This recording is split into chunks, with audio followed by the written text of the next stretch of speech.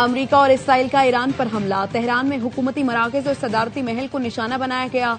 ईरानी atomic energy दफ्तर, वजारत दिफा, intelligence headquarters, military complex को निशाना बनाया गया। करमानशाह, लोरिस्तान, तबरेज, अस्फहान और करज में धमाके। वो शहर में जौहरी तंसीबात के करीब धमाके। इसराइली मीडिया के मुताबिक हमले में आला हुकूमती ओहदेदार को निशाना बनाया गया।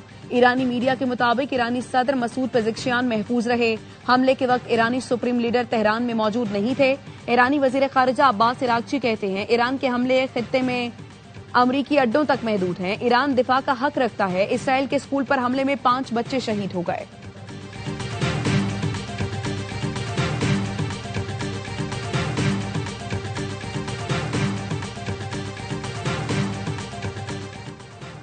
ईरान का अमरीका और इसराइल पर जवाबी वार। ईरानी मीडिया के मुताबिक इसराइल पर 30 से ज्यादा बैलिस्ट मिसाइल दागे गए। इसराइल में सायरन बज उठे। हीफा, इब्रियो और तेल अवीव में धमाके। इसराइली मीडिया के मुताबिक इसराइली फौज ने अपनी तमाम रिजर्व यूनिट्स को तलब कर लिया। इसराइली वज़ीर-ए-आज़म का कहना है ईरान में फौजी ऑपरेशन से ईरानियों को खामनाए की हुकूमत का तख्ता उलटने का मौका मिलेगा। आज का हमला कई गुना ज्यादा मजबूत है।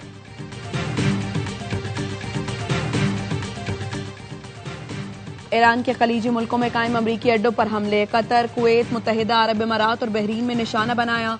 अबूधाबी में जोरदार धमाके सुने गए। एक शख्स की हलाकत की इत्तला। यूएई वजारत दिफा का कहना है ईरान ने बैलिस्ट मिसाइल दागे जिन्हें रोक लिया गया। बहरीन के दारुल हुकूमत मनामा में अमरीका के 5वें बहरी हेडक्वार्टर्स पर हमला किया गया। कतरी वजारत दिफा का कहना है आने वाले कई मिसाइलों को तबाह कर दिया गया। कतर के दारुल हुकूमत दोहा में अमरीकी फौजी अड्डा अल उदैद एयरबेस मौजूद है। बीबीसी के मुताबिक सऊदी दारुल हुकूमत रियाद में भी धमाका सुना गया। सऊदी वजारत खारिजा का खलीजी मुल्कों के साथ यकजहती का इजहार।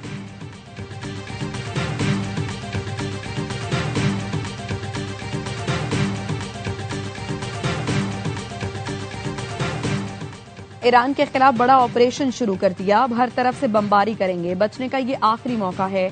ईरान के मिसाइल और मिसाइल इंडस्ट्री तबाह कर देंगे। ईरानी बहरिया को भी खत्म करने जा रहे हैं। यकीनी बनाएंगे ईरान दोबारा कभी जौहरी हथियार न बना सके। अमरीकी सदर ट्रंप कहते हैं ईरानी पासदाराने इनकलाब ईरानी फोर्सेज और पुलिस हथियार डाल दें तो इस्तिस्ना मिलेगा, वरना मौत का सामना करना पड़ेगा। ईरान ने जौहरी प्रोग्राम दोबारा शुरू करने की कोशिश की। ईरान तवील फासले तक मार करने वाले मिसाइल तैयार कर रहा था।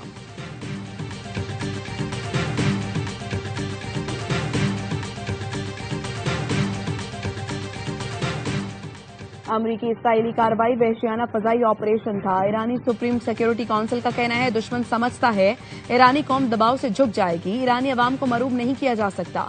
ईरानी कौम मज़ाहिमत की तारीख रखती है।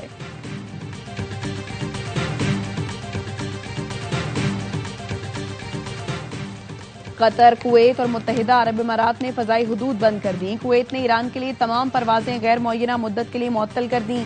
इराक ने तमाम मुल्की और गैर मुल्की परवाजें मनसूख कर दी। ओमान एयर ने बगदाद के लिए तमाम परवाजें मुअत्तल कर दी। रूस ने ईरान और इसराइल के लिए परवाजें मुअत्तल कर दी।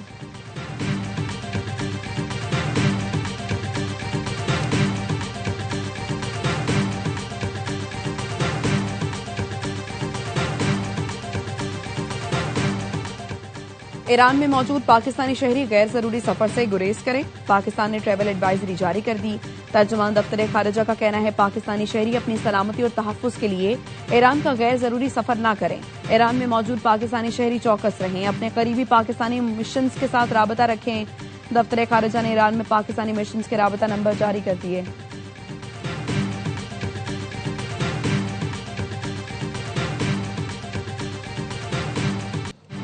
अफगान तालिबान रजीम की बिला इश्तियाल जारियत के खिलाफ ऑपरेशन गजब लिल हक। पाक फजाइया ने कंदहार में अफगान तालिबान फोर्सेस के हेडक्वार्टर्स को मौसर अंदाज में निशाना बनाकर तबाह कर दिया। सिक्योरिटी जराये के मुताबिक पाक फौज कामयाबी से अफगान तालिबान के अस्करी तंसीबात को तबाह कर रही है। वज़ीर इत्तलात अता तारण के मुताबिक अफगान तालिबान रजीम के 331 कारिंदे हलाक, 500 से ज्यादा जख्मी हो गए। अफगान तालिबान की अब तक 104 पोस्टें तबाह और 22 पर कब्जा कर लिया गया। 163 टैंक और मुसल्ला गाड़ियां तबाह कर दी गई। अफगानिस्तान में 37 मकामात पर फिजाई कार्रवाइयों में अहदाफ को निशाना बनाया गया।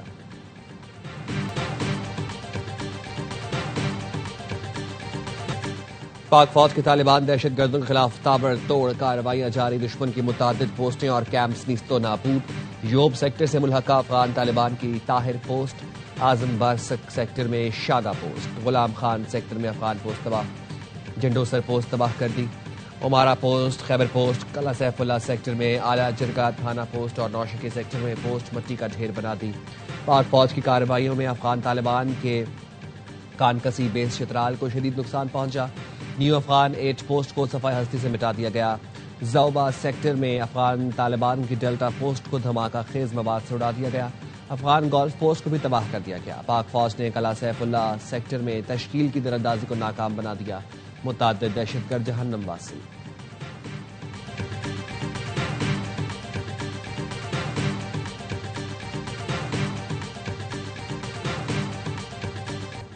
अब फौज पाकिस्तान ने अफगान तालिबान रजीम को सबक सिखा दिया। ऑपरेशन गज़ब लिल हक में काबुल से कंदहार तक तालिबान के ठिकाने मिलिया मीट। सरहद पर लड़ते पाक फौज के जवानों ने हमलावर अफगान तालिबान और खवारिज को भागने पर मजबूर कर दिया। DGISPR लेफ्टिनेंट जनरल अहमद शरीफ चौधरी ने प्रेस कॉन्फ्रेंस में बताया, अफगान तालिबान रजीम ने 15 सेक्टर में 53 मकामात पर बराह रास्त फायरिंग की। मुसल्लह फौज ने फौरी तौर पर मुंह तोड़ जवाब दिया। बुज़दिल दुश्मन अपने साथियों की लाशें छोड़कर भागे। दुश्मन के खिलाफ लड़ते हुए 12 सपूतों ने जाम शहादत नोश किया। 27 जवान जख्मी हुए, एक मिसिंग है।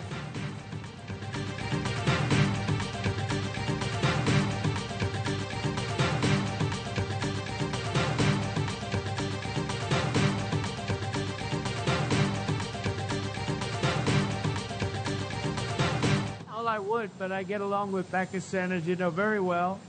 Very, very well. We have a great prime minister. You have a great general there. You have a great leader. That I think two of the people that I really respect a lot.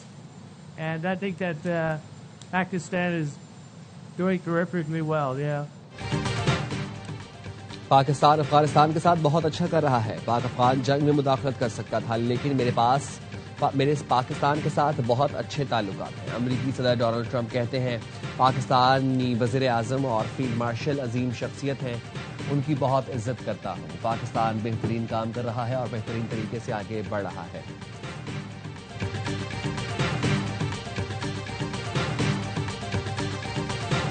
Haqqani साहब, Soviet union के खिलाफ हमने मिलकर जंग लड़ी। हकानी नाम की लाज रखें, हमारे दुश्मन को अपने घर बसाएं, लेकिन दुश्मन का किरदार न अदा करें। वज़ीर दिफा ख्वाजा आसिफ की एक्स पोस्ट लिखा, आप हमारे मेहमान रहे, आपके खानदानों की दहाइयों तक मेहमान नवाजी की। हम पर अमेरिका का इल्जाम रहा, हम हकानी नेटवर्क के सहूलतकार हैं। आप एक दूसरे के खून के प्यासे थे।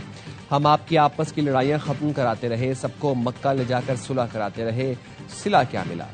आप हमारे गली मोहल्लों को खून से रंगीन करने वालों के हलीफ बने। काबुल में आपसे दरखास्त की थी, दुश्मनों के हलीफ ना बने। आपने रकम मांगी, हम वो भी देने को तैयार थे, मगर आपने जमानत नहीं दी। अपनी सरजमीन हमारे खिलाफ इस्तेमाल ना होने दें।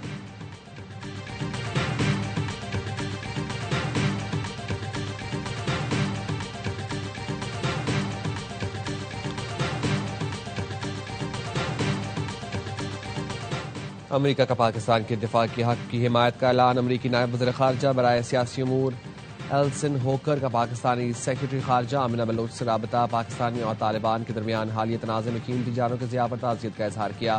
कहा, हम सूरत हाल पर गहरी नज़र रखे हुए हैं। तालिबान के हमलों के खिलाफ पाकिस्तान के अपने दिफा के हक की हिमायत करते हैं।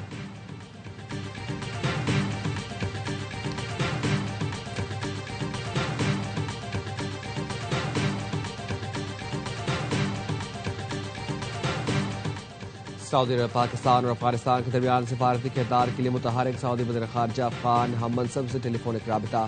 कशीदगी कम करने पर बातचीत, इलाकाई सलामती और इस्तेहकाम बढ़ाने पर जोर दिया। गुज़िश्ता रोज सऊदी वज़ीर ख़ारजा ने वज़ीर ख़ारजा इसहाक डार से भी बात की थी। सऊदी अरब ने दोनों ममालिक पर मसाइल का सिफारती हल निकालने पर जोर दिया। मुत्तहिदा अरब अमारात का भी पाक अफगान कशीदगी पर तशवीश का इजहार। UAE की वज़ारत ख़ारजा ने दोनों ममालिक से कशीदगी कम करने पर जोर दिया।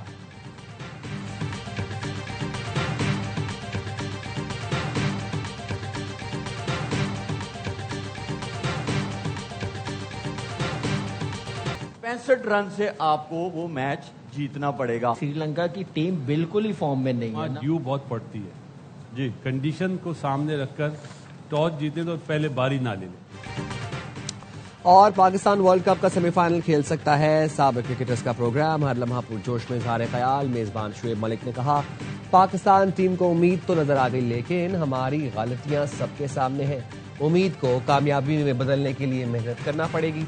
साबिक क्रिकेटर बासित अली ने टॉस जीतने की सूरत में फील्डिंग का मशवरा दे दिया। कामरान अकमल ने कहा पहले बैटिंग की तो 200 से ज्यादा रन बनाना पड़ेंगे। और आर्या पार सेमीफाइनल या वर्ल्ड कप से बाहर। पाकिस्तान आज पालेकेले में श्रीलंका के मध्य मुकाबला आएगा। ग्रीन शर्ट्स को फाइनल 4 में जगह बनाने के लिए श्रीलंका के खिलाफ सिर्फ जीतना नहीं, बड़े मार्जिन से जीतना है। ग्रीन शर्ट्स पहले बैटिंग करते हैं तो 64 रन से फतह दरकार। बाद में बैटिंग की सूरत में 13.1 ओवर में हदफ पार लगाना होगा। मैच पाकिस्तानी वक्त के मुताबिक शाम 6:30 बजे शुरू होगा।